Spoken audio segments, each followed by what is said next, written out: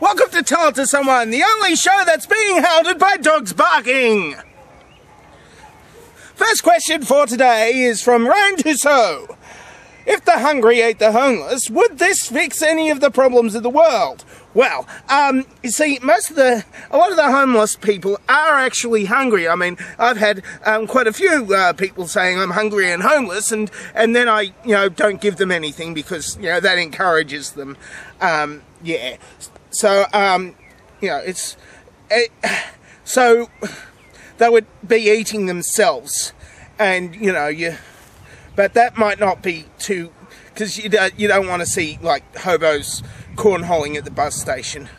What's cornhole mean? Oh. Because I usually put corn in my mouth, not... Oh. Okay, then.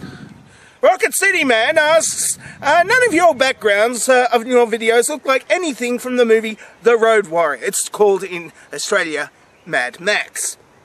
Are you sure you're really in Australia? Where are all the fucking kangaroos? Well, they're cornholing.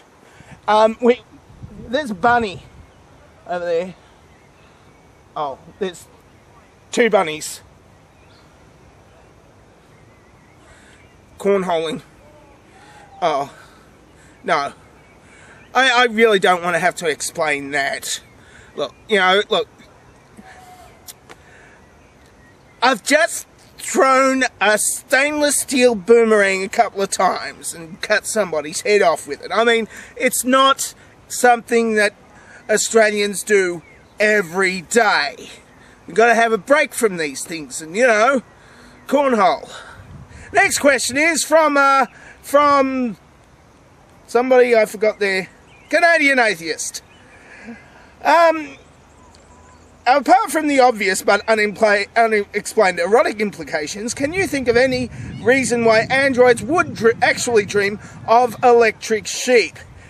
And why, in spite of my best intentions not to do so, do I just inadvertently ask an Australian about sheep?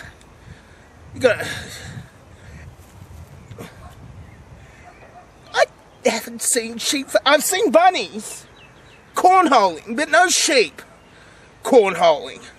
I mean, there's no there are sheep. They're like out the outback, being butchered with stainless steel boomerangs, but they're none here. None.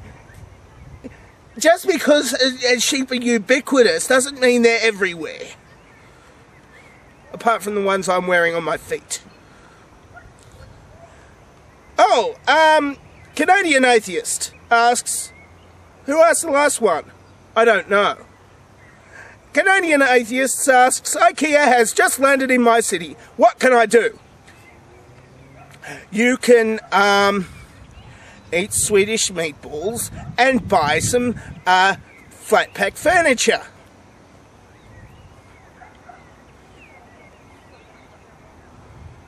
That's what you do in IKEA. Well, there is the cornhole.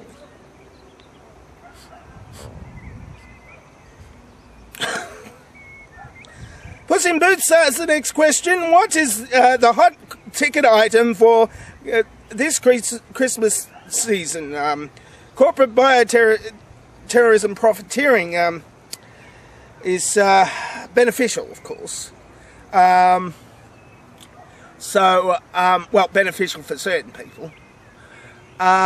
So, a little bit of the anthrax or something might be, well, there are all sorts of white powders. I mean, there's icing sugar and there's concrete dust, asbestos, and all of that sort of thing. So any of the higher class white powders would probably do. Now, next question comes. Oh boy. All right. Okay then. Imagine I have just asked you the most complicated, difficult question you have ever been asked. This question is more of a yes or no. It's not a mere yes or no question, but one which requires a great deal of elaboration in order to make it, for it to be super clear. What would that question be, and what would your answer be to that question? Yes, what would what is a question that fills all of these, you know, it's complex, it's got lots of ambiguities and things that, stuff, you know, that makes everything all complicated than that. So, yes. Oh, it's not a yes or no question. Maybe. I forgot to put your name in this thing. Sorry. Yeah, I mean, but the real answer to that is just put a GPS on your cigarette lighter and follow that, really. I just shoehorned that in there. Gee, the river's pretty this time of year. Lots of lakes around over here, just over there in the... You can't see that because it's off the screen and you're watching the dovetail question answerings. I mean, they're a bit more involved this week, so I'm going to give it a little bit more time. Yeah. Yeah, a bit of shoehorning I did this time. Who was that? It's one of the usual suspects who did that last question. A lot of rabbit poo around here. And we're back. That's it for Tell It to Someone for this week. Here is your dovetail question for next week.